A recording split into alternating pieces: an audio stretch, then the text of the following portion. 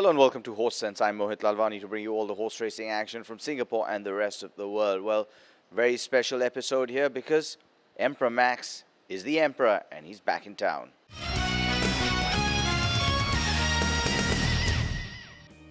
The Garden City Trophy is one of Singapore's most prestigious sprints. In the parade ring for the 2015 revival of the 1200-meter contest in September, the favourite was Emperor Max from Stephen Gray's yard in a field of 8 runners that included some real talent in the make and shape of Super Winner, Daniel and Wimbledon. Super Winner from Theo Keys's yard had won his last 4 and was getting more and more impressive each time that he appeared on the track. Joined by regular partner KB Sue in the saddle, he was one who would certainly have Emperor Max's connections concerned since he was unknown vis-a-vis Emperor Max as the two had yet to meet on the track. Wimbledon from Michael Friedman's yard had run second to Super Winner on this occasion, and while the former had him well covered, he could not be counted out with Alan Munro on board. Daniel was saddled by Laurie Laxon and was coming in with back-to-back victories which included a short-head verdict over Wimbledon 2 starts ago in the Group 3 Petite Gold Trophy with Nunez on board. He was in the mix as well. Nicely, along with Flak Jacket, heeled up on the inside, and Happy Money's going to be there. Up on the outside, Kiwi Karma jogs up alongside of Flak Jacket. Just in behind them, Happy Money dropping off. Wimbledon into the clear, runs on. Kiwi Karma went to the lever. Flak Jacket kicks on strongly. Wimbledon out of the middle, and Daniel begins to run on. The favourite Kiwi Karma reaches a narrow lead, but Wimbledon goes to it. Wimbledon, Kiwi Karma, Daniel out wider. Wimbledon poked his nose in front. Daniel comes quickly. It might have got there first up, Daniel.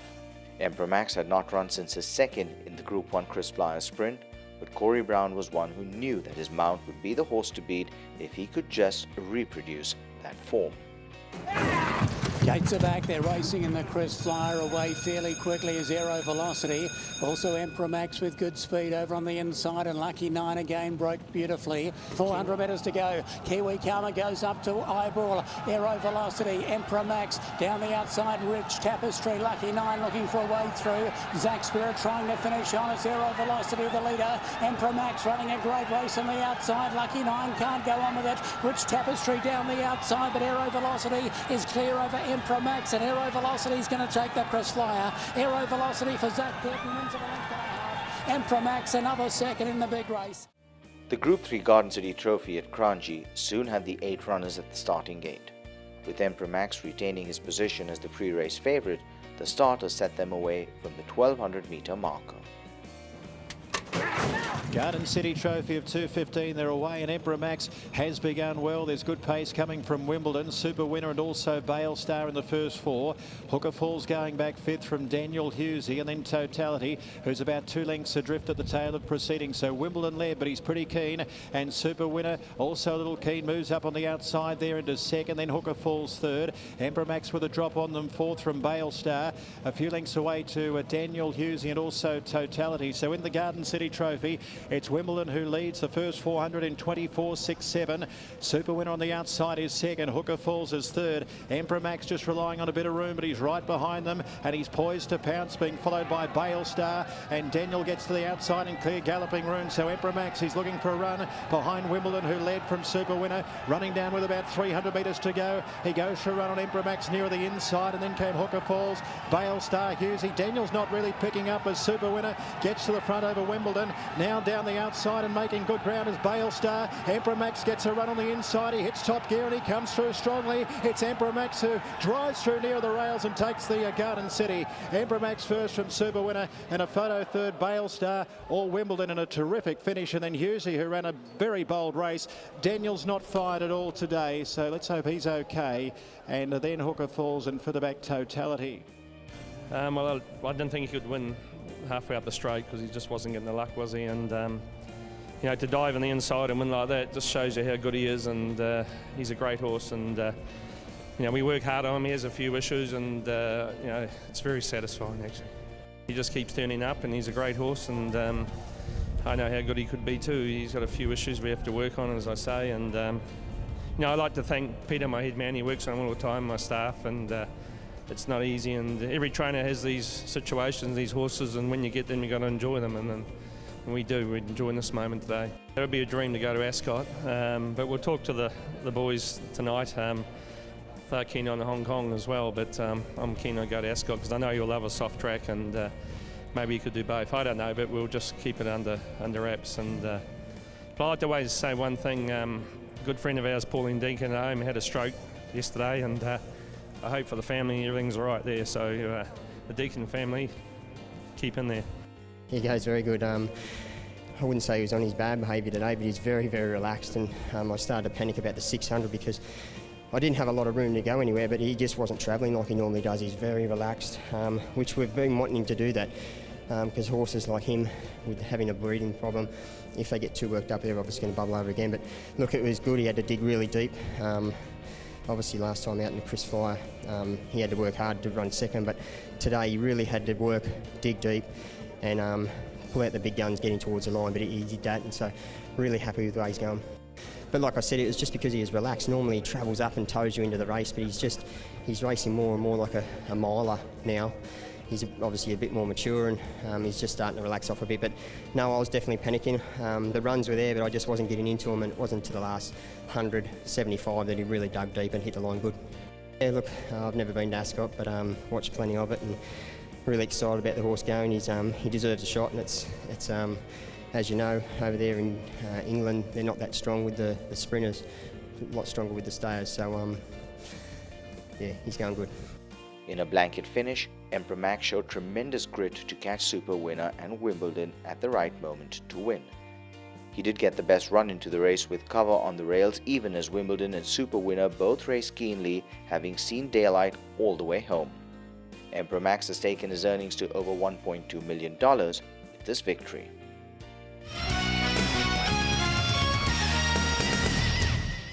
I now ask Mr. Fu to present the prizes for the Garden City Trophy, and Gordon Yau, the winning owner. Congratulations. Emperor Max taking out the Garden City Trophy, and Gordon with the silks in the shirt and tie combination, and he'd be very pleased, and potentially a trip to Ascot for Champions Day in the offering here for Emperor Max.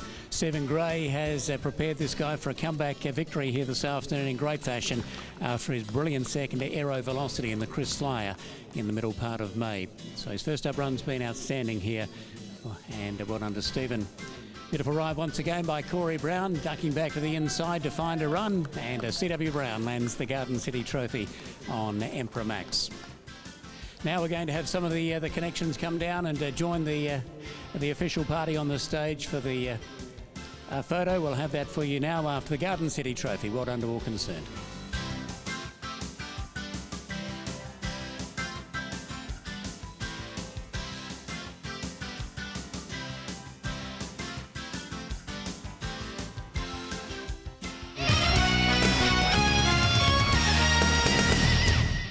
Well, the Emperor Max story is a bit of a fairy tale, especially for his connections. Well, we went over and found out how this story all unfolded. Gordon, horse racing, it's a game of trials, it's a game of tribulations, but it's also a game of great joy, especially when you have tremendous passion. Now, recently, you've had a horse come into your life, a horse called Emperor Max, who's basically, when you look back at what he's achieved for you, I think it's hard to even express the kind of joy that he's brought into your life. Yes, absolutely. As you quite rightly say, sometimes it's hard to find the right words to describe how I feel about him. But all I can say is I feel very blessed to have such a wonderful horse like Max. He's brought us on this fairy tale journey from Victorian country racing all the way to international Group 1 racing. And he's given us so much joy and excitement along the way. It's practically like a dream come true for us. Now, a dream come true for people in horse racing. I know people who've gone 20 years without owning a good horse, no matter how hard they've tried. What were your expectations when you got into the game? How did you get into this game? Actually, we didn't really have any expectations. My passion for horse racing comes from my dad, actually. My dad used to be a jockey in Hong Kong back in the late 50s to the early 70s. So ever since we were kids, he would bring us to watch track work in the mornings at Happy Valley, during weekends, during our school holidays. So I guess from a very early age, we were exposed to the world of horse racing and racehorses. And I was always fascinated by racehorses. I think they are the most magnificent athletic creatures. And of course, Dad taught us to ride. And actually, I had secretly hoped to become a jockey as well. But I was always going to be too big, and it was also pretty obvious that I wasn't very good. And anyway, Dad always wanted us to study medicine. So instead, my brother and I went off to London to study medicine. And while we were there, we started to follow the UK racing scene. And we would go to the races whenever we can, especially nearby Kempton, Sandown. But for me, the turning point really came when I went to Cambridge to specialize in anesthesia. And as fate would have it, as part of their training, I got posted to work in Newmarket Hospital for 6 months. And man, that turned out to be the most memorable and wonderful experience for me, because during my time there, I made friends with some of the stable staff. So I would go and visit the stables whenever I can. Sometimes I would go and watch them ride out in the mornings out on the heath. And of course, my brother would come up and we would go to all the race meetings in Newmarket. And that time there left such a deep impression on me that I felt that one day I would really, really love to have my own racehorse. And that's how it started. Now, you talked about Newmarket, and for anybody in the world of horse racing, especially who's been involved in international horse racing, more so in the UK, Newmarket evokes a strong memory. It's one of the few places in the world where you actually see signs which clearly say that horses have right of way. Tell us about, what kind of memories it brings back for you. Well, you're absolutely right. I think I saw more horses than human beings during my 6 months there at the hospital. Yeah, it's incredible. Everywhere you go, everywhere you turn, there's something to do with horse racing. And those were the days of, great legends and heroes like Lester Piggott. Yes, I actually met him when I was a kid, though, when my father was riding. And I had the good fortune to meet Mr. Luca Cumani as well. And one of the most memorable things to me was watching them ride out in the mornings. I can still have this very vivid picture. You would be standing out there on the heath on a cold morning. It's all misty, and you can't see anything. But then slowly you begin to hear the thunder of the hooves. And it just gets louder and louder and louder. And all of a sudden, you see the army of horses rising, over the brow of the hill, coming through the mist, and fumes coming out of flaring nostrils. It's really, really incredible sight. It's something that I'll never forget. You're right, it is an incredible sight. 1968, you had great horses like Sir Ivor. In 1970, you had Nijinsky. 1971, Brigadier Gerard and Mildreef. So you obviously had some good times in Newmarket. Let's come back to this part of the world, Southern Hemisphere. Emperor Max, how did you even chance upon him? Well, it's quite by chance. Actually, we bred him ourselves, Mohit. You see, what happened was, Maxwell's mother was the first racehorse that my brother Ernest and I ever owned. And we named her Maxarel after our daughters, Maxine, Erin, and Michelle. And Maxarel was a very, very consistent sprinter miler, and she had a tremendous fighting heart. She won 4 times, and she was placed at group level 3 times. But unfortunately, she also had some health issues. She was a very big horse. She was almost 590 kilos. So she had a lot of problems with her knees, and she was also a bleeder. So sadly for us, eventually we had to retire her because of her health issues. And then we thought to ourselves, well, we had some beginner's luck as owners. Why not try our luck as breeders, you know? So my brother wanted to send her to Holy Roman Emperor because he liked the Danehill bloodlines in him, and he also liked his race record. And then our friend Sean Dingwall, who's right into his pedigrees, advised us that type-wise, Holy Roman Emperor would complement Maxwell because he's more of a small, nuggety stallion. Maxwell's kind of large. And of course, his stallion fee at that time fitted our budget. So everything fell together very nicely, and that's how we came to have Max. But sadly for us, Maxwell passed away suddenly from a bout of colic 2 years ago. And that was a real big blow to us. It's like quite a low period in our racing experience, because at that time she was actually in foal to Sebring, and we were so looking forward to that. And it also meant that overnight our little breeding project suddenly came to an end. You know. But I guess you could say that it's a little consolation to us that she left us with such a wonderful horse in Max. Gordon, hold that thought. We're going to take a short break and come back and keep talking about Emperor Max and you.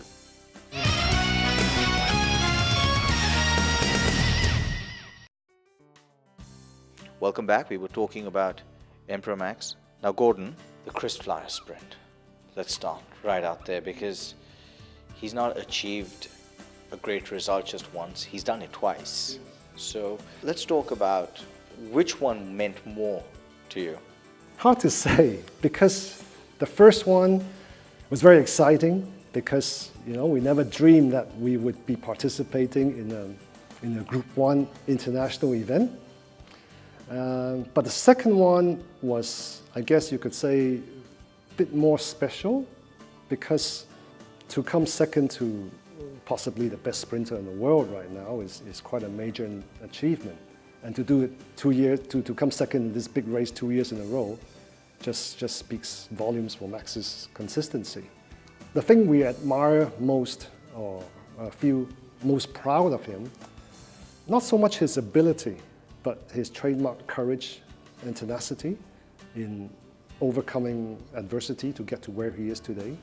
I mean, some people may not know this, but when he was a yearling, he was very sick, and he was so sick that he ended up in hospital. He was on a drip, and he was so weak he could hardly stand up.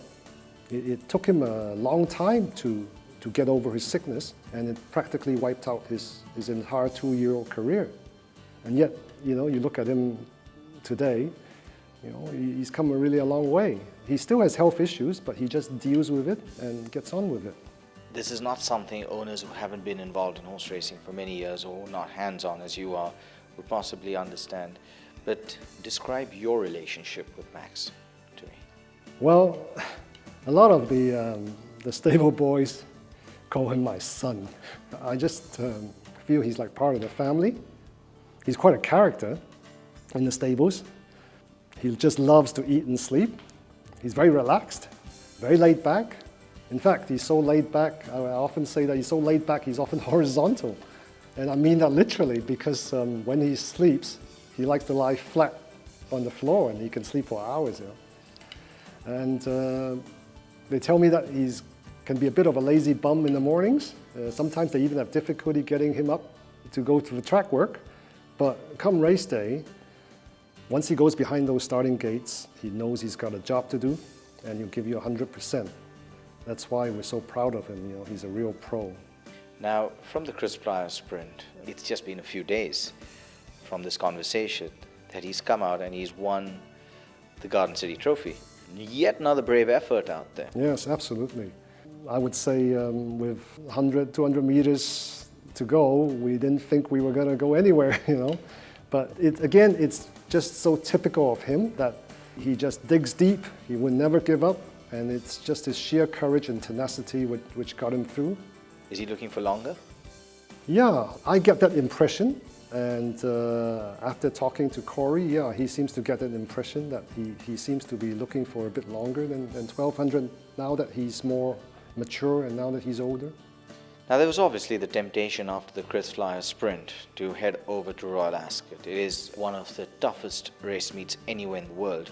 Ascot, by any standards, is a fair course, but it is a hard course. It takes the sting out of a horse pretty early up the straight, or pretty early into the last couple of furlongs. But a horse like Emperor Max, the temptation to go international with him has to exist. What are your plans? Well, thanks to Gary Crisp, we actually received an invitation to participate in the forthcoming Kipco Champion Sprint at Ascot in October. Naturally, we feel very honored and excited to receive this invitation to participate in such a prestigious event. But there are still some bridges for us to cross before we can get there. I mean, it is, after all, a very big ask of Max to travel halfway across the world to a different climate, to run, as you say, in this very demanding, straight, undulating 1,200-meter course, something that he's never experienced before. And they usually have big fields, which again is something different from what he's been up against in Singapore. So it's a very daunting task. It's something that we are very concerned about. I mean, as we saw, even the great able friend from Hong Kong couldn't pull it off. And of course, there are tremendous costs involved as well. I mean, after all, we're just a couple of small timers trying to pursue a lifelong passion with a limited budget. So these are things that we have to think about seriously. So yeah, we are very excited, but yeah, there's still a lot for us to think about before we come to some sort of decision. All right, now, you did say that you're small-time owners, but you have interest in horses, not just in Singapore, but in other parts of the world as well. So it's a passion that's growing into a small empire. I only have one horse left, and he is actually Max's half-brother, the last offspring of Max Sorel. He's by Duke of Marmalade. He's now 2, and he's sitting on a farm in Melbourne, in fact at our friend Sean Dingwall's farm, because unfortunately he has some suspensory ligament issues, which he's gradually being nursed back to health. He's not quite ready to run yet, but yeah, we'll wait and see. Now, you're clearly so passionate about your racing. Your family, where does that fit into this? I mean, are they encouraging? Do they want your time? Or are they saying that, Gordon, you're spending too much time at the races, give some time at home? Or are they fully supportive and share your passion? They share my passion. They love Max. My daughters, they're now studying in Melbourne, but they couldn't go to the races until they were 18, of course, So unfortunately, they can't come and watch Max race as often as they would like. But yeah, they come with me to go and visit him in the stables, My wife would come to race every time with me and come to, see Max at the stable. And yeah, I mean, he's like, as I said, part of the family. He certainly is. The future for you in racing, what are your ambitions? What are some of the aspirations you have? Well, actually, I'm a very simple guy. I don't have any great plans, I just wish for Max to stay as healthy for as long as he can and have as long a racing career as he can, so that he can continue to bring joy and happiness, not just to me, to my family, but to all the racing public. Are you thinking about the Chris Flyer Sprint next year? Yeah, I certainly hope to be there with him. Lovely. Thank you so much, Gordon. Thank you for your time. Well, thank you very much, Mohit, for showing an interest in Max. May I please take this opportunity also to say a big thank you to Stephen Gray and his staff at Copperbelt Racing Stable for the tremendous work that they have done, especially people like his assistant trainer Peter Hutton, Nick, Smiley, Uncle Hashim, who looks after Max so well. I'd like to thank all the vets at STC, especially Dr. Eileen, for all the help with Max. And I also like to thank Corey Brown and Lisa Opress, who has given so much help to help Max become the horse that he is today. Lastly, but not least, I'd like to thank the Singapore Turf Club for an opportunity to race here, and also to all the racing public for their support for our dear Max. Thank you so much. Well, and that's all we have on this episode of Horse Sense. To remember, you can follow me on Twitter at Mohit Lalvani. You can also watch this episode again on our YouTube channel, www.youtube.com/winningpostracing. Till I see you on the next episode, goodbye. And as always, thank you.